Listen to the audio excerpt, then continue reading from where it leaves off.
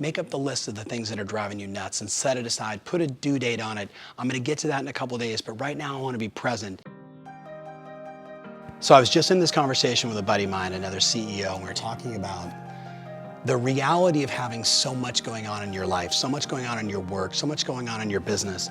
And I said to him, so, how was your last couple of weeks? He said, well, I took a week off. My wife turned 40. And I was like, oh, that's right, congrats. And I said, so how many days was it before you actually were physically and mentally on vacation? And he laughed and said, 3 days, which every mega successful person I talk to, it's about the same. Now, why do I bring this up to you? Look, life is short, right? And this month, this time of the year, it's the time when taking your phone and telling your entire family, let's set those down and let's just be together. We don't need to capture every photo of, little Michael opening up a present or, the dinner that we're having.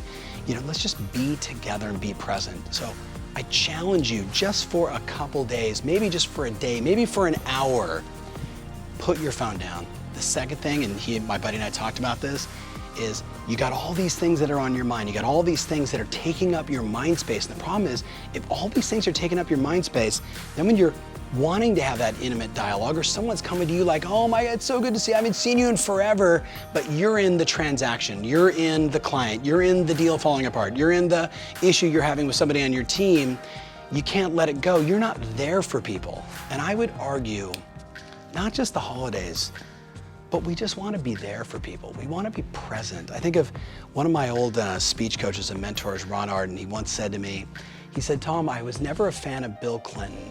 And I don't think he was talking politics at the time. He just said he just rubbed me the wrong way until the day I met him. And I said, what happened, Ron? He said, when I met him, there's 1 million people there. He stopped. He shook my hand. He looked me right in the eyes. He asked me a question.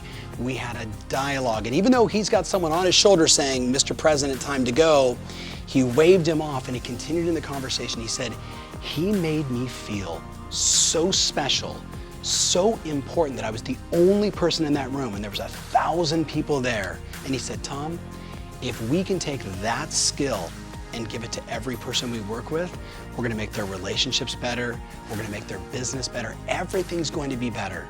So maybe just this week, make up the list of the things that are driving you nuts and set it aside, put a due date on it. I'm gonna get to that in a couple days, but right now I wanna be present.